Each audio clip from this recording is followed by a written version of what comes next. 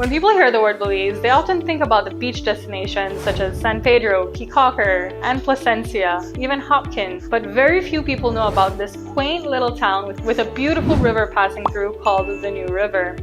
This little town is called Orange Walk. But why is this interesting? While the islands can be exciting, the properties there are very expensive. The lifestyle there is pretty much associated with a party lifestyle, and the prices can be pretty expensive in terms of cost of living. That brings me to Orange Walk. Orange Walk is one of the 6 districts located in Belize. You have Corozal, Orange Walk, Belize, Cayos, Sand Creek, and Toledo. The beautiful thing about Orange Walk is that it offers affordable prices. You can actually buy acres in Orange Walk for as little as 50,000 Belize dollars. That's equivalent to 25,000 US dollars. And the lifestyle offers a completely different change from what you get on the islands. We have the Mennonite community. This would be our version of the Amish. They produce their own electricity. They are very traditional. They're hardworking. They produce most of the dairy throughout the country. They're self-sufficient. They have their own laws that govern their community, and they're just fascinating people to interact and do business with. Then we have the Mayans. Many people think that the Mayans are extinct when in reality they're living right here in Orange Walk.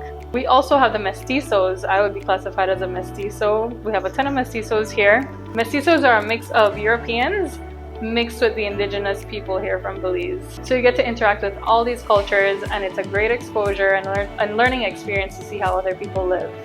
In addition to interacting with Mayans, we also have one of the most popular Mayan ruins located right here in Orange Walk called Lamanai.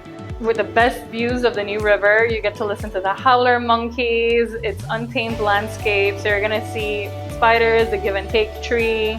You're gonna see natural oils that they use for cooking that can be found right on the ground. It's one of the best Mayan ruin experiences I've ever had, and that's because I've been to Tikal, Chichen Itza, Sinantunich, but none beat Lamanai. Additionally, the Mayan heritage is prevalent throughout Orange Walk. In addition to interacting with Mayans, Orange Walk is also famous for its festivals. Each year, it holds the largest taco festival in the country, where hundreds of people come from all over the country to taste the most creative tacos that are created in the region. There's also a festival in Orange Walk called Dia de San Juan. I've never been to it, but I would love to attend one day. So if you're ever looking for out of the ordinary activities, Orange Walk is the place to be. So if you want the best tacos in the country, you need to visit Orange Walk. Now let's get into your culinary experience in Orange Walk.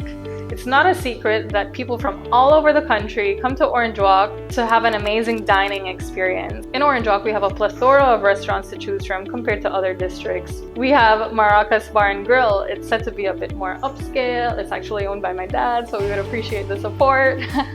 We also have Palm Island. It gives you an island feel because the entire ground is made of sand and you have the sand directly in front of the river, so it's an amazing experience. The newest restaurant to open up is called Rustic. It feels more like a bar type of place, like bar and snacks where you go to hang out with friends rather than like an actual restaurant. It's really cool.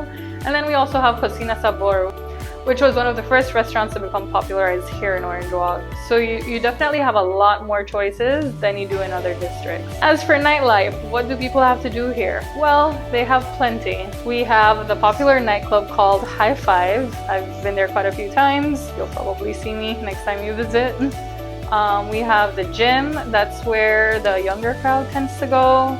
We have Buddha, which is a cool place to just have some drinks and catch up with friends. They have hookah over there, which is pretty cool. And all these places are located on one strip. We also have a few more options, which you're free to explore. Now, what does your daily life look like in Orange Walk? Well, the people here are pretty laid back. You're probably gonna run into several people at a cafe or at a restaurant because that's what people tend to do during the day.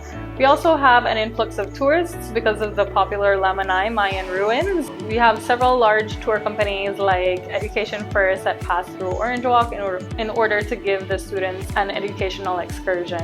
The life in Orange Walk is pretty simple, it's very laid back, it's very community based, and the main means of living is through agricultural work.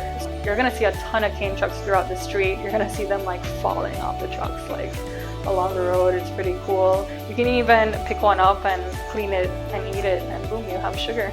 We also have the famous BSI factory, the Belize sugar industry. All of that is right here in Orange Walk, which is why Orange Walk has its nickname Sugar City. Like I said, land is pretty affordable. To buy a house and a property in town, it's probably going to cost you around 200,000 Belize dollars or 100,000 US dollars. If you're looking to buy within the villages, which would be maybe a 10-minute drive outside of the center of town, a property will probably cost you around 15 to 20,000 Belize dollars. That's only 10,000 US dollars. So prices here are very, very affordable. If you want a riverside property that's just an empty lot, it's probably going to cost you around 100,000 Belize dollars or 50,000 US dollars. So like I said, guys, this gives you a completely different atmosphere from the islands. It's very relaxed, it's chill, it's community-based, you have a lot of activities to do, and it's also only 1 hour away from Mexico. So if you're missing Sam's Club, you're missing the movie theaters, you're missing the shopping mall, then all you have to do is take a little drive up north for 1 hour, you'll cross the border and you'll be in Mexico.